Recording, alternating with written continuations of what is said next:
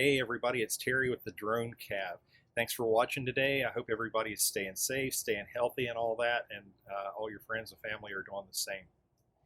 Anyway, today, and I always seem to say this is a fun episode, but this is a fun episode, and flying drones is fun, and aerial cinema is fun, so it's kind of hard to say, hey, this isn't going to be such a fun episode. This one is fun too. Talking about drone models, and I've been talking to some people lately. They're always curious about what do I need to get? What's a good drone? That sort of thing. And I've touched on this in the past. I've talked about a lot about my Autel Evo, which is my main drone that I fly because it's a little heavier duty, heavier lift, better camera, longer flight time. So it's a really cool drone for those purposes, but you don't always need that.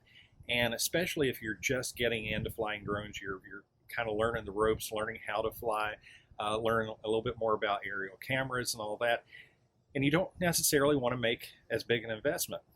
I've talked about my other drone, which fits this bill, called the Mavic Mini. It's by a company called DJI, really big drone company, a really big robotics company. And the Mini is a fairly inexpensive drone. It's very capable. And when it first came out last fall, I got my hands on one. But to be honest, it was a little thin on its abilities. Its camera settings, things like that, was very, very basic.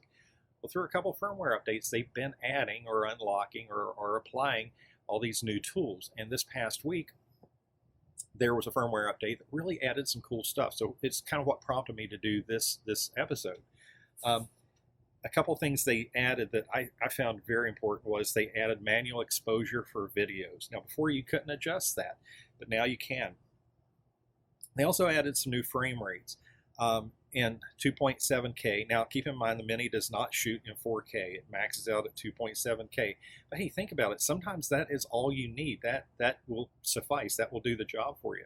So again, this has a really great camera for that. So it'll shoot now in 24 frames per second at 2.7K, where before it only offered 25. So now they've added an extra option. You still retain all the others.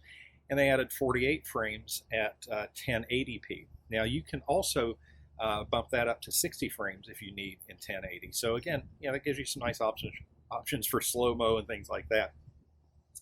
And they also added manual white balance adjustment. And other than that, it was a lot of housekeeping. Improved performance, tighten up the communication between the controller. Just, again, some under-the-hood things you're not going to so much notice on the surface, but it's nice things to have there. So I wanted to show you the Mini just briefly. Then we're going to put it up in the air for a little bit, take a look at a few of the settings and the screens to acquaint you a little bit more with it. And as always, if you have any questions about it, you want to bounce ideas or thoughts or ask me questions about how I like mine or how I use it, you're more than welcome to. At the end of this video, you'll have my email address.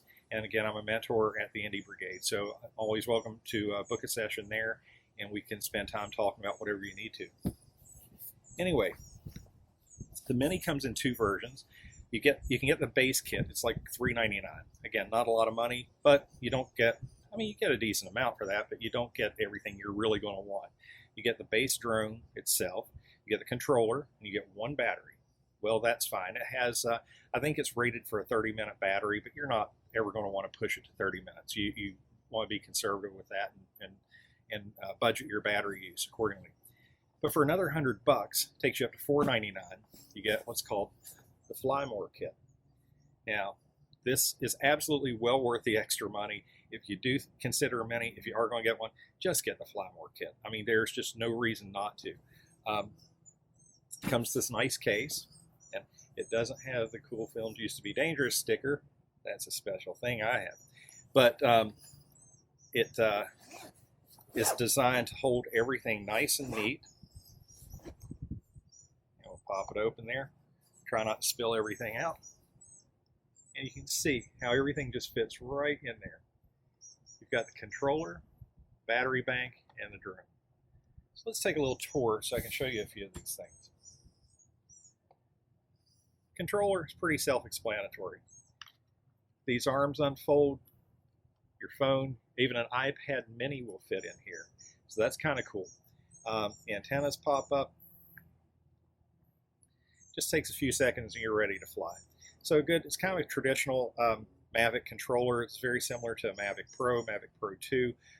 Those do add a screen, the Mavic Air. So again, if you've flown a Mavic before or ever seen that, it looks very familiar. Now talk about some cool thinking. This is your battery bank. All right. Now as you can see, we've got 3 batteries in here. So this is a charger. You pop your batteries in, as so. Plug this guy in, and it charges all 3 batteries. Cool thing is, it's got some intelligence in it. It will look to see what battery has the lowest charge and prioritize that one first to get you back in action as quickly as possible. I'm sorry, I said that backwards. Needs the least amount of charge to get that battery charged to get you back in action. And there's a little button here on the side. Press it. I don't know if you can see those indicator lights in the sun, but you do have some LEDs light up to give you the battery status. Port that you plug in for the charger. Now, what about this extra USB port? What could that be for? How cool would it be if you could plug, say, your iPhone in, or something else that needs charged? You're out in the field, your phone's about to die, you've got 1 or 2 batteries left you know you're not going to use. Exactly, it works as an external charger.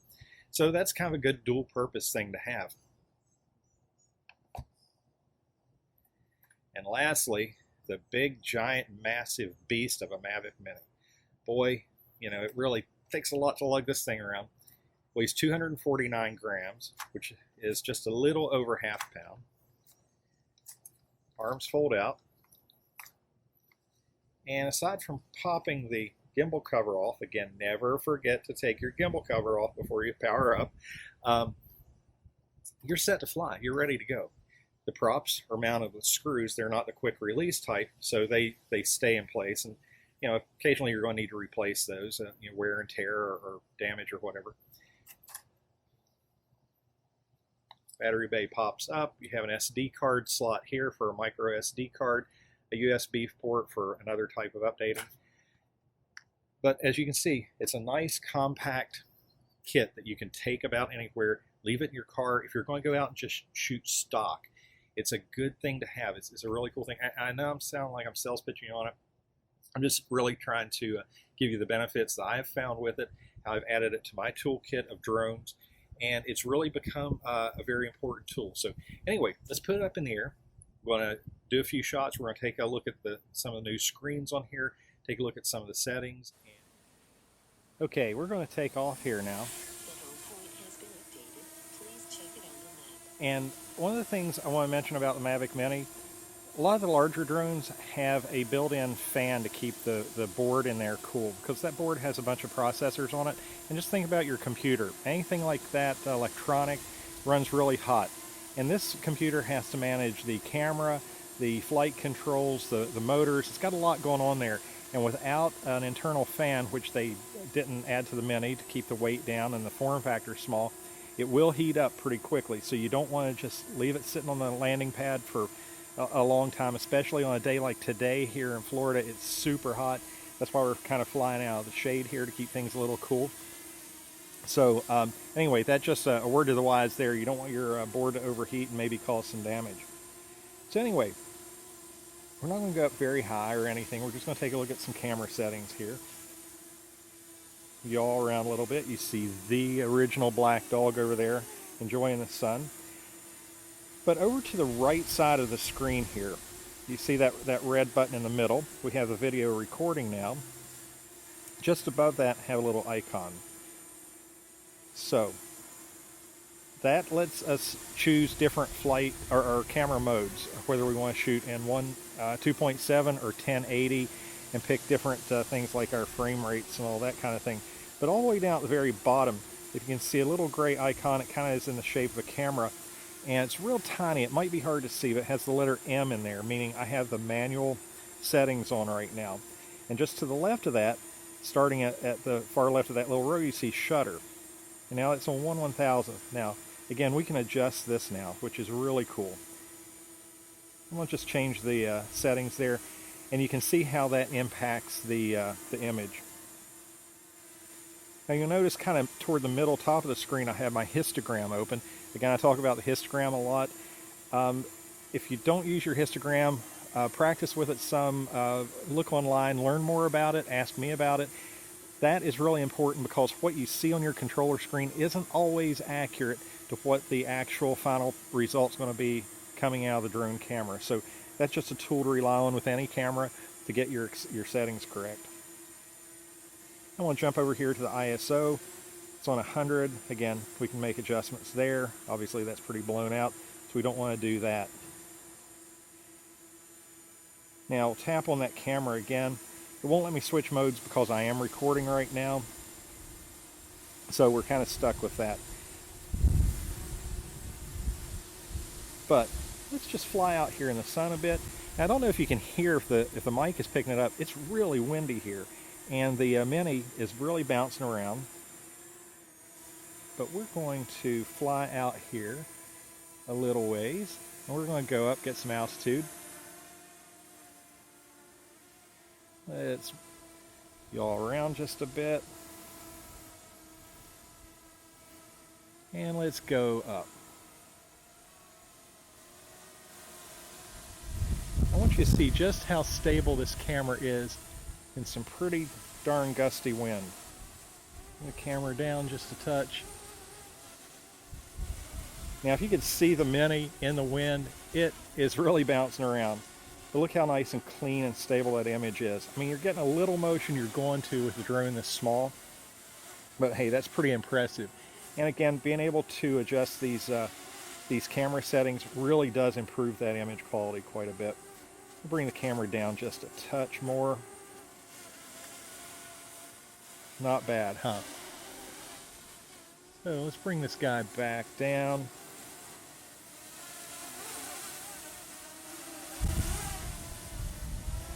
And bring the camera back up.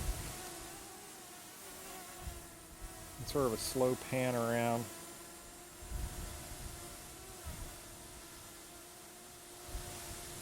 So it really does give us some nice control to get a good image out of this. I'm shooting this in 2.7K, just working my settings to the histogram, and this firmware update has really done wonders, I think, for the abilities of the Mavic Mini. So again, a strong prospect. Again, if you're new to flying drones, you're wanting to get your first drone, or you just want to kind of get that second drone, man, I couldn't really recommend it any higher. It's a really good choice. I really enjoy mine and get a lot of use out of it. So there we have it, the Mavic Mini. As you can see, it's a neat little drone. It's inexpensive. It's very portable, very capable, and they're adding stuff to it all the time. So who knows where it's going to go.